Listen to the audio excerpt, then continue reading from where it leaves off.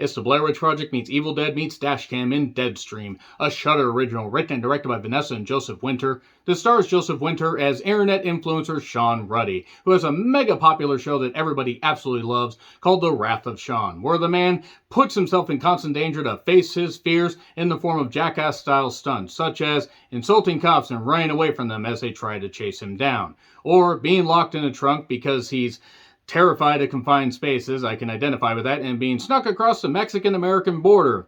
Or going just around the river bend to face his fear of water and raging rivers and everything. And Pocahontas is right there to say, "What the hell are you doing here? I was in an animated movie." And so many other stunts.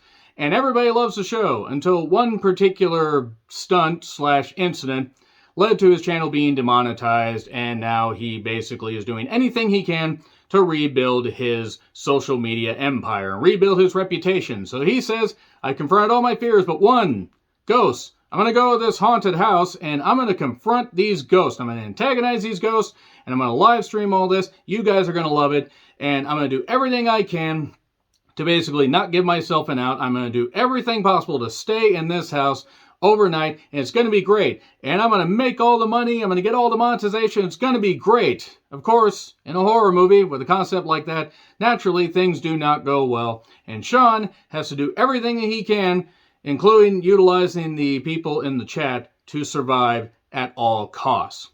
So when I saw the concept for this, I was like, okay, they basically are taking Dashcam and hopefully having a less annoying character. If you saw my review of Dashcam, or if you saw the movie Dashcam, or if you saw both, thank you very much for watching, you will know that I did not care for the main character there. Now, that was probably the idea, but the problem is the main character was so goddamn annoying to the point that I didn't care what happened to her or anybody in the movie. And unfortunately, this movie has an even smaller cast. I mean, really, this movie has a super small cast. It has Joseph Winter, and it has a girl that shows up a little bit into the movie, Chrissy, played by Melanie Stone, who I just want to say is fucking beautiful. Goddamn, she is beautiful. And she plays her role well. But for the most part, we are just centered on Joseph Winter's character. Now, his character is not particularly likable for a few reasons. One, he's kind of over the top with the social media influencer stuff, and super annoying, super chirpy, and basically he's just an all-around douchebag, in all honesty. I mean, he's doing this for fun, but also, as we find out a little bit later on, the guy isn't particularly the best guy. And then we have to, I guess, try to find a way to root for him when a certain thing happens, you know, towards the second half of the movie. And then from there are mixtures of various horror movies, as I said in the intro. It is Blair Witch Project style, done, you know, with the first-person camera. And there's a whole bunch of, like, you know, cameras put up, you know, in the house. And he continues to live stream all this stuff. He has various tablets. He has all this stuff set up. For a guy that is scared of ghosts, he actually thought this shit through pretty goddamn well. But also, what's kind of hilarious is that he makes a mockery of ghosts while being scared of them. Oh, his mom made him this particular kit. There's a cross on there. There's garlic. There's holy water in there. And it's in this little leather pouch. And also, of course, this house is steeped in tragedy where there was a particular death, and then there's just been a bunch of other deaths from various people that have stayed in the house. And naturally, of course, once spirits are provoked, things get really, really goddamn scary and really weird and a bit comedic. In fact, very comedic. I would say that it definitely took a lot of influence from Evil Dead. The first Evil Dead, maybe even the second one to an extent, but definitely the first one with the low budget and the small cast and everything. And I will say that this movie isn't necessarily bad. I like this a whole lot more than Dashcam, but then again, I shat things out painfully that I have enjoyed more than Dashcam. Dashcam was really goddamn bad. But also, and Joseph Winter isn't even that bad of an actor, and maybe the idea he was supposed to be an unlikable douchebag. The thing about this movie, though, is it almost would have worked better as a short film concept. It feels a little bit stretched out for what they've been doing, or what they were trying to do, that is. And I know I said that about a lot of indie horror movies. It isn't bad by any means. It does feel stretched out at times. And again, it's hard to really be fully invested when the main character is an expected unlikable douchebag. And from there, we have the basic horror movie. It's not bad. It's not the greatest, but it is worth watching. And as weird things go on, we basically just realize, like, okay, they put some thought into this. There were some good makeup effects and some good gore effects, and there was some good stuff. outside of that, it wasn't necessarily the best movie, but it was well made and well thought out. And for the budget that I imagine wasn't too high, they made the most of it, and they did a lot of good stuff with camera tricks, and it seemed like the people that were in the movie had a good time. And it was what it was. If you're into found footage movies, you may enjoy this. If you're not, you may be kind of sick of this. Joseph Winter isn't bad. Melanie Stone is fine. And anybody else that has bit parts, they don't really get to say all that much. That being said, it is on Shudder if you want to check it out. But I am going to get into spoilers here. It's not going to take very long to get through these spoilers. So, that being said, on Shudder if you want to check it out. 3, 2, 1, and spoilers. Okay. So, Sean Ruddy's trying to rebuild his reputation. We find out through the chat that the main reason his channel got demonetized and there were issues is he fought a homeless guy and, had him sign a waiver and everything, but he ended up putting the guy in the hospital because he probably should have told the guy it was a work and let's just try to work around this, but no, he ended up going too far.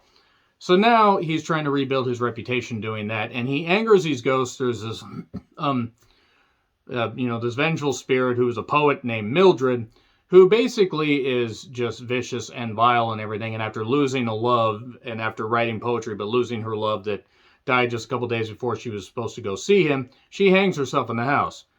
And then we've, throughout the entire movie, we get the chat window, pop-up stuff in the corner, and then we also get various people chiming in, what all this stuff means, what all these symbols mean. There's this weird hand symbol on the wall, and then suddenly Chrissy shows up, played by Melanie Stone.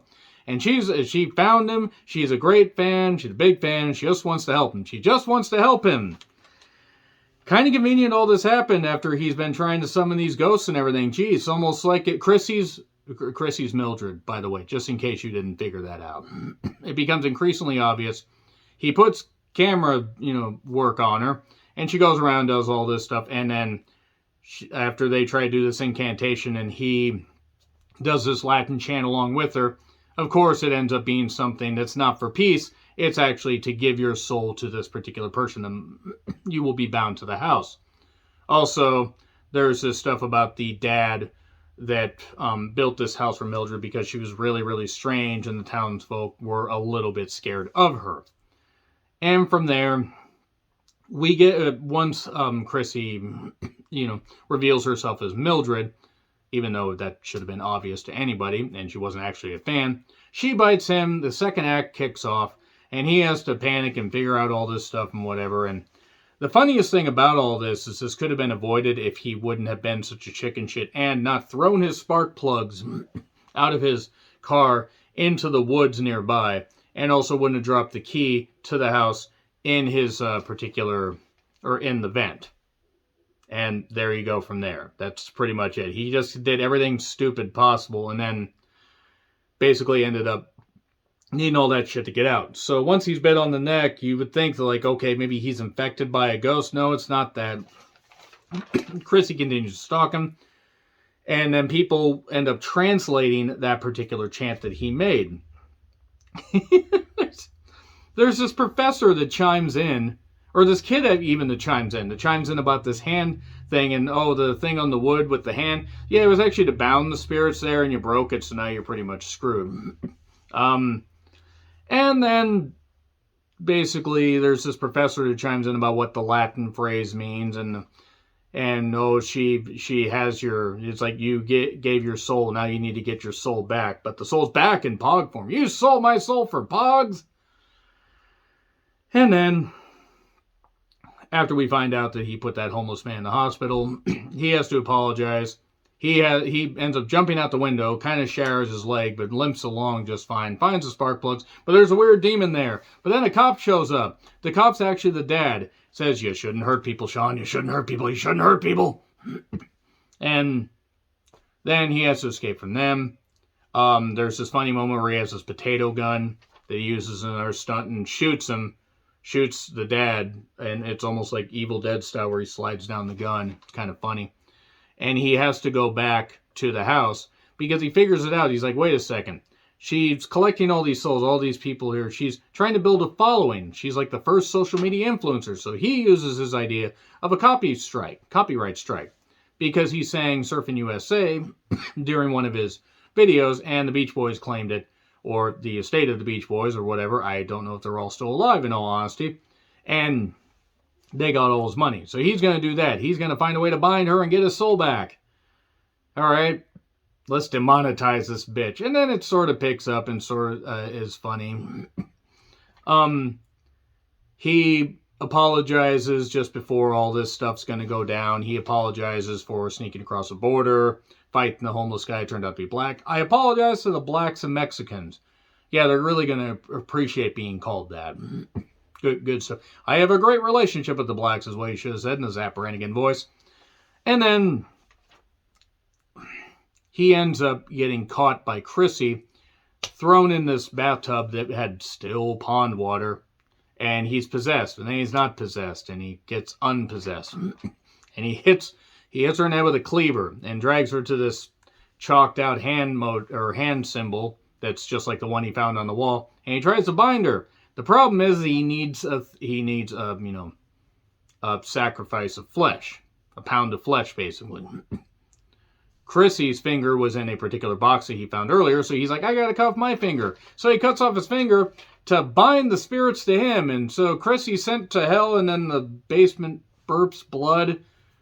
But then it turns out that all the ghosts are bound to him, and now he's dead. Because he's a fucking idiot. Jeez. Again, he's not nearly as annoying as the girl from Dashcam, or the main character from Dashcam. I actually don't think that the particular girl's annoying, or woman, young girl. I don't actually know what her age is. I don't care, because Dashcam was shit. The thing is this movie has elements where it comes alive. Other times it just treads water. It's good. It's not great. I'm giving it a B, but check it out. Maybe you'll like it more than I did. I will say I look forward to seeing what Vanessa and Joseph Winter can do in the future. Maybe they'll do some good stuff. This is definitely a good first step as far as something where they're using camera tricks and good ideas and special effects and some good gore effects. So let's see what happens. Anyway, agree, disagree, what I said, like, share, subscribe, Twitter handle in the description. I'm John Ritlin. I'll see you soon.